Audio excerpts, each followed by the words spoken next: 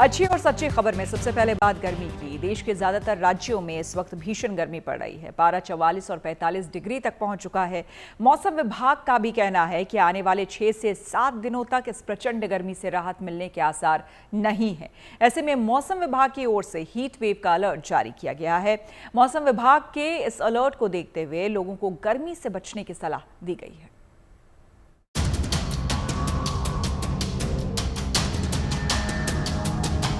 बहुत ज़्यादा ही गर्मी है, एक्सट्रीम लेवल वाली गर्मी है अभी। गमछा लेकर चलना पड़ रहा है, बहुत गर्मी है।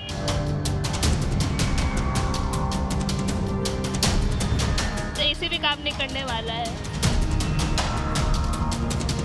बहुत भयानक गर्मी है यहाँ पे, बहुत ज़्यादा गर्मी है। लू के समान लग रही है कि भट्टी में बैठा हूँ। सूरज की तपिश हर गुजरते दिन के साथ बढ़ती जा रही है। इस तपिश से देश के ज्यादातर राज्यों में लोगों का हाल बुरा है, चाहे पूरब हो या पश्चिम, उत्तर हो या दक्षिण। चिलचिलाती गर्मी से हालात कमोवेश एक जैसे ही नजर आ रहे हैं। नौबत ये है कि देश के कई शहरों में पारा 40 डिग्री के ऊपर बना हुआ है। ऐसे में दोपहर होते ही सड़कों और बाजारों में सन्नाटा पसर जा रहा है।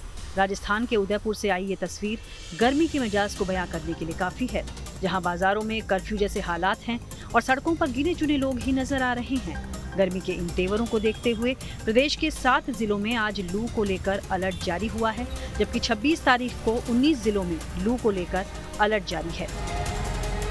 अगर मैं टेम्परेचर की बात करूं तो टेम्परेचर अभी भी 40 से ऊपर ही है या कांस्टेंट 40 है।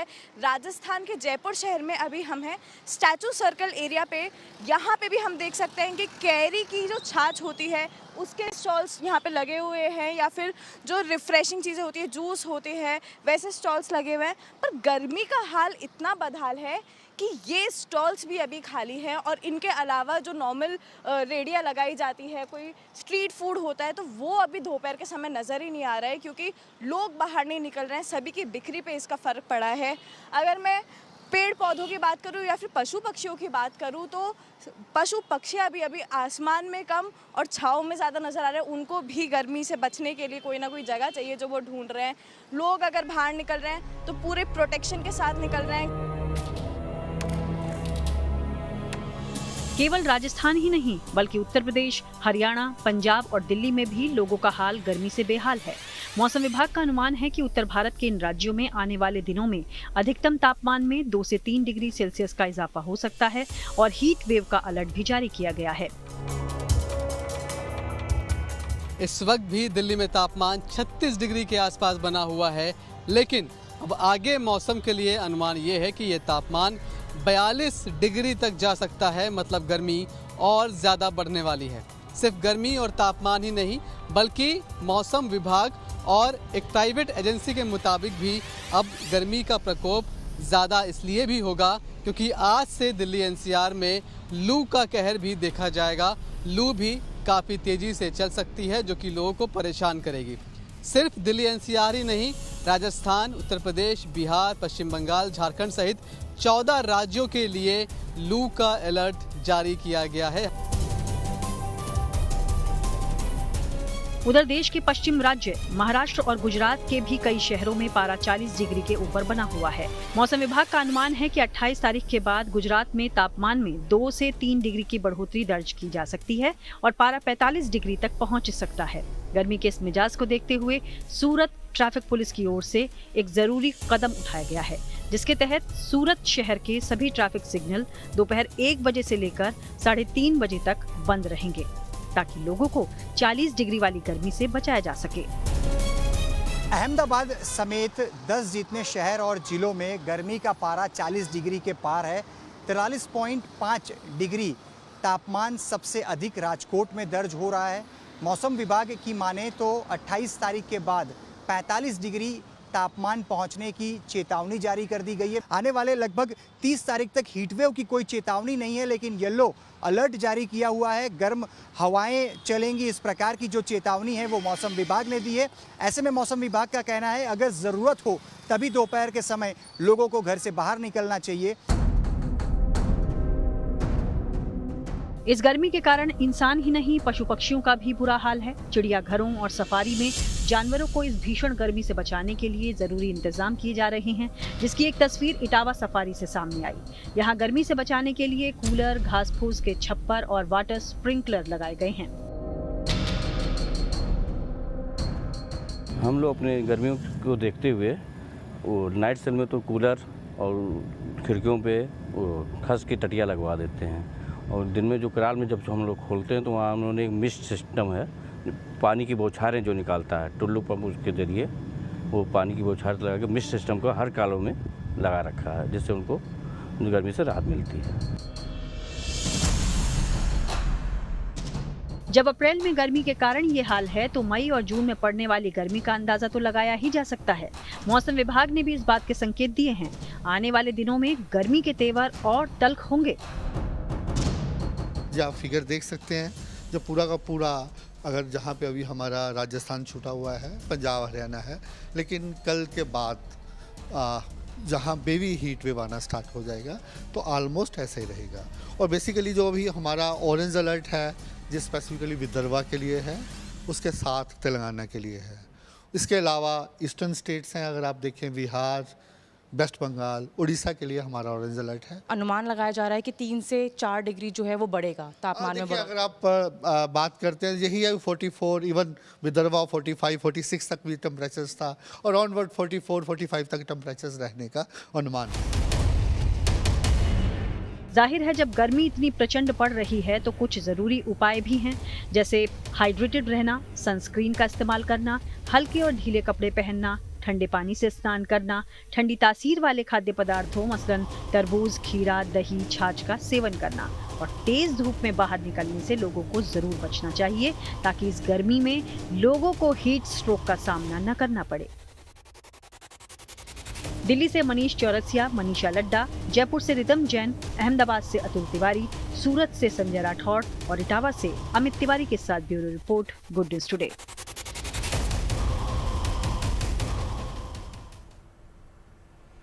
और बढ़ते हैं अगली खबर की ओर। अब बात कर लेते हैं भारतीय वायुसेना की, जो कि इस वक्त सेंट्रल सेक्टर में एक बड़ा युद्ध अभ्यास कर रही है, जिसका नाम आक्रमण रखा गया है। इस अभ्यास में राफेल लड़ाकू विमानों की अगुवाई में सेना के मुख्य लड़ाकू विमानों को शामिल किया गया।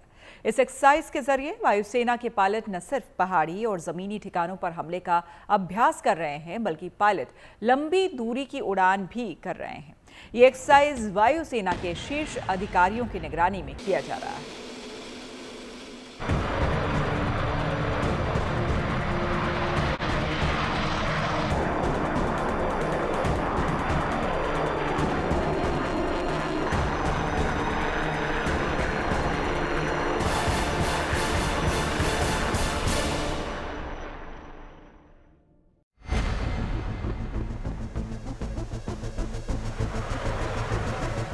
राफेल का प्रहार भी है।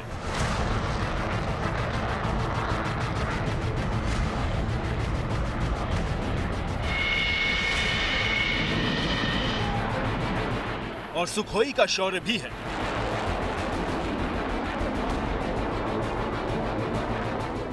वायुसेना के बेड़े के ये 2 सबसे बड़े और सबसे अहम फाइटर जेट्स हैं, जो इन दिनों सेंट्रल सेक्टर में अपने दमखम का प्रदर्शन करने में लगे हैं।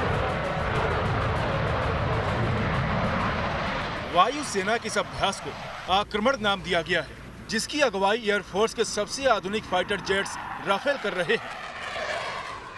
जानकारी के मुताबिक इस अभ्यास में राफेल विमानों के 2 स्क्वाड्रन को शामिल किया गया है, जो बंगाल के हाशिमारा और हरियाणा के अंबाला में तैनात हैं। खबर तो ये भी है कि इस अभ्यास के लिए पूर्वी सेक्टर से वायुसेना के कई उपकरणों को सेंट्रल सेक्टर लाया गया है। सभी युद्ध अभ्यास जो किए जाते हैं वो इस चीज़ को मद्देनजर रख के किए जाते हैं कि एनिमी कौन होगा, और इस पर्टिकुलर सिचुएशन में अगर हम किसी भी तरह का युद्ध अभ्यास कर रहे हैं तो सीधी बात है कि किसी भी तरह की तैयारी जो है वो पाकिस्तान के अगेंस्ट ज़रूर होगी। ज़्यादा बड़ी बात ये भी है कि जब युद्ध अभ्यास किए जाते हैं तो उसको इमीडिएट वॉर में भी कन्वर्ट करना अपने आप में बहुत आसान होता है। वहाँ पर मुझे लगता है शायद पाकिस्तान की चिंता जायज़ है कि ये युद्ध अभ्यास कहीं बाई चांस किसी स्ट्राइक में कन्वर्ट ना हो जाए। क्योंकि जब आप युद्ध अभ्यास पूरे आर्मामेंट्स के साथ करते हैं तो एक लड़ाई के सीन और एक्चुअल लड़ाई में एक बहुत थिन लाइन होती है जो कि कभी भी कन्वर्ट करी जा सकती है। यस, वी आर एग्रेसिव, हम अपनी प्रैक्टिस कर रहे हैं। इस आक्रमण युद्धाभ्यास के जरिए वायुसेना के पायलट न सिर्फ पहाड़ी और जमीनी ठिकानों पर हमले का अभ्यास कर रहे हैं, बल्कि लंबी दूरी की स्ट्राइक और इलेक्ट्रॉनिक वॉरफेयर से जुड़ी गतिविधियां भी कर रहे हैं। पायलट ये अभ्यास रियल वॉर जैसी सिचुएशन में कर रहे हैं ताकि उन्हें जंग जैसी परिस्थितियों में काम करने का अनुभव भी हो और तैयारियों को परखने का मौका भी मिले। बड़ी बात यह है कि इस अभ्यास की निगरानी वायुसेना मुख्यालय से की जा रही है, जिसमें tactical air combat and development establishment यानी टैक्ट के सबसे अनुभवी पायलट शामिल हैं, जो अभ्यास से जुड़ी हर छोटी से छोटी गतिविधि पर बारीकी से नजर बनाए हुए हैं। आक्रमण युद्धाभ्यास के जरिए भारतीय वायुसेना के टॉप जो फाइटर पायलट हैं वो ऊंचे पहाड़ी इलाकों और ग्राउंड टारगेट पर निशाना साध रहे हैं। इसके लिए भारतीय वायुसेना की पूर्वी कमान से जो भारतीय वायुसेना के जो एसेट हैं उन्हें सेंट्रल कमांड की तरफ भेजा गया है, जिसमें जो लड़ाकू विमान हैं उसके अलावा दूसरे उपकरण उनका इस्तेमाल किया जा रहा है। ख़ास तौर से भारतीय वायुसेना के जो बड़े फाइटर पायलट्स हैं उनका इस्तेमाल ऊंचे पहाड़ी इलाकों में बनाए गए टारगेट या फिर ज़मीन पर टारगेट के खिलाफ उनको निशाना बनाया जा रहा है। इसके अलावा इलेक्ट्रॉनिक वॉरफेयर पर जोर दिया जा रहा है। ये अभ्यास ऐसे समय पर हो रहा है जब भारत और पाकिस्तान के बीच तनाव चरम पर है, खासकर हाल ही में हुए पहलगाम आतंकी हमले के बाद। ऐसे में सेंट्रल सेक्टर में चल रहे इस अभ्यास को डिफेंस एक्सपर्ट भी काफी अहम बता रहे हैं। भारतीय वायु सेना सेंट्रल सेक्टर में अपना युद्ध अभ्यास कर रही है और इसके ऊपर सवाल उठता है कि क्या उस सेंट्रल एरिया में करना, सेक्टर में करना ठीक है, गलत है, जो भी है। मेरा कंट्री है, हम वहाँ करेंगे जहाँ हमें ठीक लगता है। श्रीनगर मेरा पार्ट है, JNK मेरा पार्ट है, अगर मैं वहाँ कुछ भी करता हूँ ये मेरी अपनी मर्जी है। But at the same time ये एक मैसेज बड़ी क्लैरिटी के साथ कन्वे किया जा रहा है, एक डिप्लोमेटिकली कन्वे किया जा रहा है, एज अ इंफॉर्मेशन कन्वे किया जा रहा है कि ये युद्ध अभ्यास अगर मैं सेंट्रल सेक्टर में कर रहा हूँ, नॉर्दर्न सेक्टर में कर रहा हूँ, तो ये किसके खिलाफ है? कम से कम श्रीलंका के खिलाफ है। ये बड़े दोनों आर्मीज़ जो होती हैं वो इतनी इंटेलिजेंट होती हैं कि वो समझ पाएँ इस बात को। सो अपने आप में जिस तरह के हालात इस समय चल रहे हैं, जिस तरीके का खौफ पाकिस्तान में उसमें बैठा हुआ है, हम उस खौफ को मेंटेन करना चाहेंगे इस एक्सरसाइज द्वारा। एक्सरसाइज प्लान्ड भी होती है, अनप्लान्ड भी होती हैं। मेरे अपना आकलन है कि ये अनप्लान्ड एक्सरसाइज है। आक्रमण युद्धाभ्यास के अलावा भारतीय थल सेना भी वायुसेना के साथ मिलकर अभ्यास कर रही है, जिसके तहत वज्र कोर की पैंथर डिवीजन ने वायुसेना के साथ मिलकर एक जबरदस्त हेलीबॉर्न ऑपरेशन किया, जिसमें सैनिकों को तेजी से युद्ध क्षेत्र में उतारने की रणनीति को परखा गया। इस अभ्यास से जुड़ा जो वीडियो सेना ने जारी किया है उसमें जवानों के बीच बेजोड़ तालमेल नजर आया। दिल्ली से मंजीत नेगी के साथ bureau report, good news today. और अब बात युद्धकाल के नायकों के बलिदान के सम्मान की, जिन्होंने इस देश की सुरक्षा और संप्रभुता के लिए अपना सर्वस्व न्यौछावर कर दिया है, जिन्हें जीवन काल में या मरणोपरांत सर्वोच्च शौर्य सैन्य पुरस्कार यानी कि परमवीर चक्र से भी नवाजा गया। ऐसे ही वीरों के अदम्य साहस और बलिदान की कहानियों को बताने के लिए दिल्ली मेट्रो रेल कॉरपोरेशन ने एक अनोखा पहल किया है। उसकी तरफ से दिल्ली मेट्रो से जुड़े एक स्टेशन पर 21 परमवीर चक्र विजेताओं की पेंटिंग लगाई गई है, ताकि दिल्ली मेट्रो से सफर करने वाले सभी यात्रियों में देशभक्ति की भावना को बढ़ावा मिले।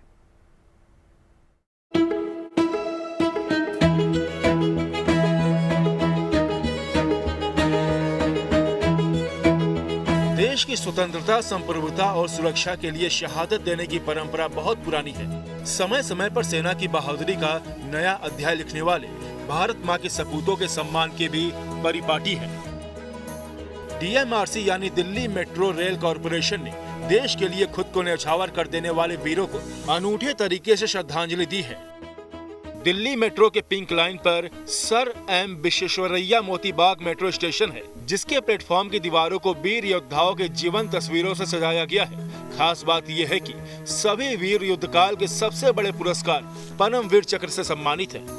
दिल्ली मेट्रो हमेशा से अपने तरीके से देश के शहीद सैनिकों को श्रद्धांजलि देते आया है।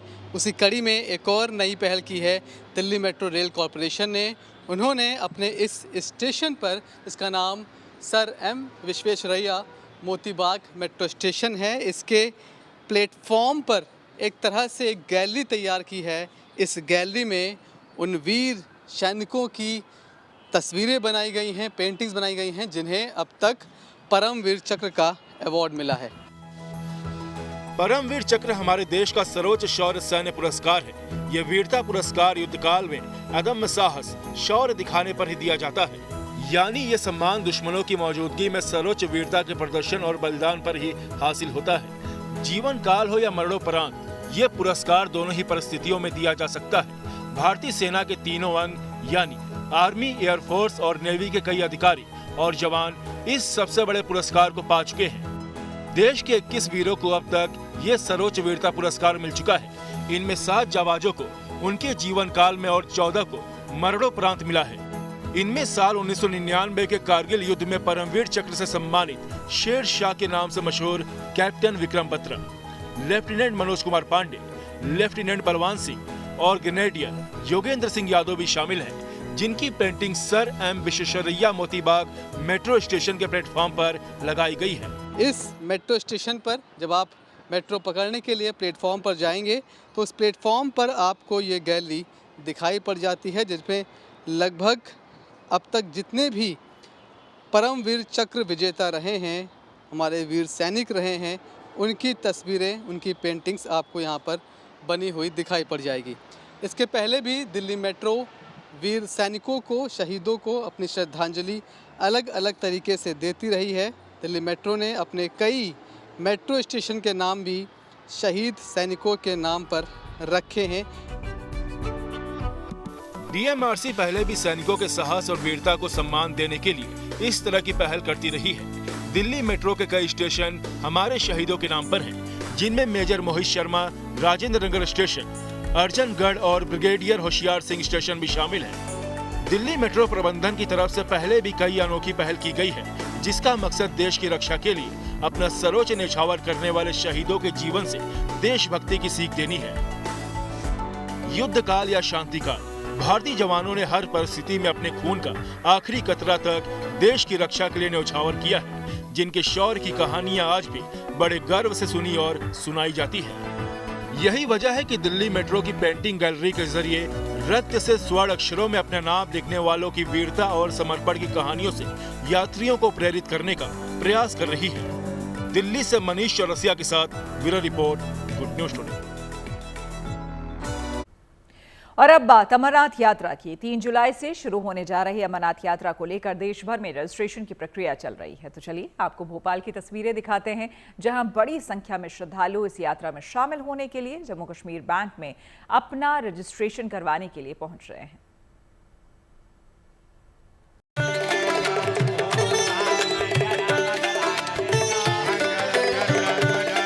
जाएंगे, यात्रा पे जाएंगे। प्रकार का कोई डर नहीं है और जैसे हर साल जाते हैं, इस साल भी वैसे ही उसी उत्साह के साथ और उसी जोश के साथ जा रहे हैं और पूरा भरोसा है भारतीय सरकार पे, इंडियन आर्मी पे।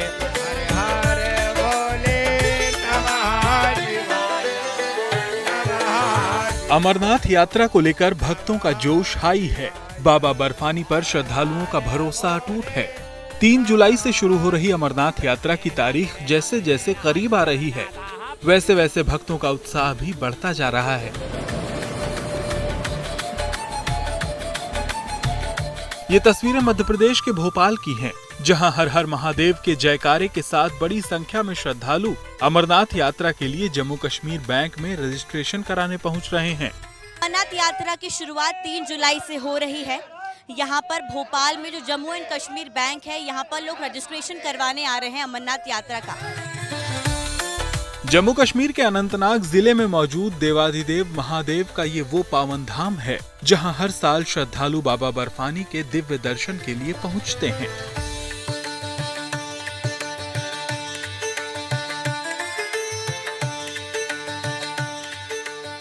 और इस बार भी रिकॉर्ड संख्या में श्रद्धालुओं के अमरनाथ यात्रा में शामिल होने की उम्मीद जताई जा रही है।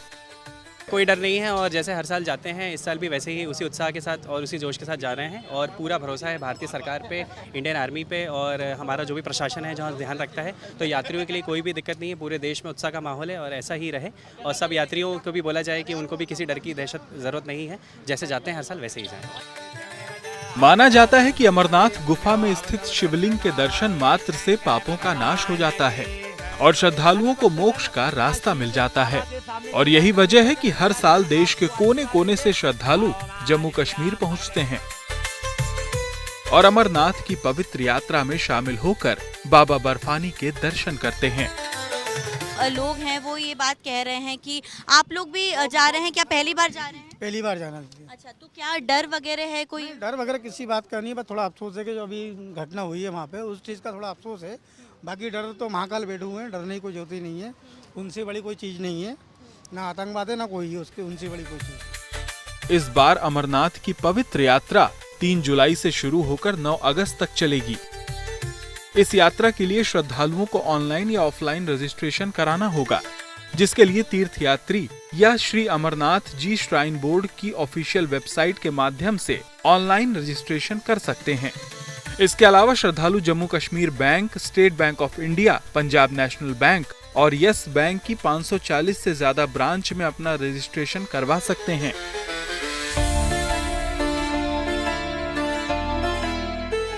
भले ही अमरनाथ की पवित्र यात्रा शुरू होने में अभी थोड़ा समय बाकी है, लेकिन बीआरओ की टीम अमरनाथ यात्रा मार्गों को दुरुस्त करने और रास्तों से बर्फ हटाने में जुट गई है, ताकि श्रद्धालु बिना किसी परेशानी के अपने आराध्य बाबा बर्फानी के दर्शन पूजन कर सकें।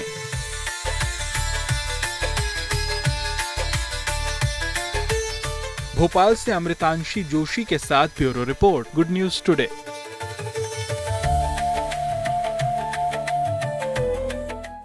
देश के दुश्मनों का बचना नामुमकिन है, क्योंकि भारत ने जमीन से लेकर अंतरिक्ष तक सुरक्षा घेरा कड़ा करने की तैयारी कर ली है। एक तरफ आसमान में ड्रोन से दुश्मन पर नजर रखी जा रही है, तो दूसरी तरफ इसरो सैटेलाइट्स की फौज खड़ी करने की तैयारी में है। अगले 3 साल में इसरो 100 से 150 नए सैटेलाइट्स लॉन्च करेगा, जिनकी मदद से देश की जमीनी और समुद्री सरहद की निगरानी की जाएगी। हालांकि अभी भी सैटेलाइट से सरहद की निगरानी की जाती है, मगर इनकी संख्या कम है। मगर जल्द इसरो सैटेलाइट्स की नई फौज तैयार करने वाला है। 3, 2, 1, 0।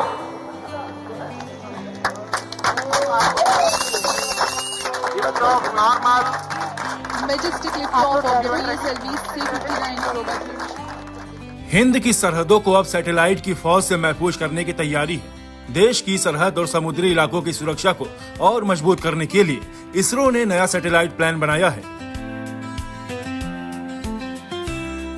इसरो यानी इंडियन स्पेस रिसर्च ऑर्गेनाइजेशन अंतरिक्ष से देश की निगरानी को बढ़ाएगा। अपने इस नए प्लान के तहत इसरो अगले 3 साल में करीब 100 से 150 नए सैटेलाइट लॉन्च करेगा। फिलहाल भारत के पास केवल 55 सैटेलाइट्स ऑपरेशनल हैं। असल में भारत जैसे विशाल देश की जमीनी सरहदों और करीब 7,500 किलोमीटर लंबे समुद्री तट की निगरानी के लिए देश को और सैटेलाइट की जरूरत है। हमें अपनी सीमाओं की सुरक्षा के लिए बहुत सारे उपग्रहों की जरूरत है। हमारे पास 55 उपग्रह कार्यरत हैं और ये सीमा और तटीय क्षेत्रों की निगरानी के लिए पर्याप्त नहीं है। अंतरिक्ष क्षेत्र में सुधारों के माध्यम से हम उपग्रहों के निर्माण के लिए निजी कंपनियों को ला सकते हैं और हम उनका मार्गदर्शन कर सकते हैं। 3 वर्षों में हम 100 से 150 और उपग्रह जोड़ेंगे। उन सभी उपग्रहों के साथ हम देश की पूरी तरह से निगरानी कर सकते हैं। इसी के तहत केंद्र सरकार ने स्पेस सेक्टर में प्राइवेट कंपनियों को सैटेलाइट और रॉकेट निर्माण में भागीदारी की अनुमति दी है। इसरो ने अंतरिक्ष में कई बड़ी कामयाबी हासिल की है। ऐसे में सैटेलाइट की फौज खड़ी करना इसरो के लिए कोई मुश्किल काम नहीं है। इतना ही नहीं, इसरो अब एक नया सैटेलाइट भी विकसित कर रहा है जो जलवायु परिवर्तन का अध्ययन करेगा और ये मुख्य रूप से G20 देशों के लिए उपयोगी साबित होगा। Bureau report, good news today. इसी के साथ अच्छी खबर सच्ची खबर में मेरे साथ इतना ही, लेकिन रात 9 बजे मेरे साथ देखना ना भूले न्यूज़ बात।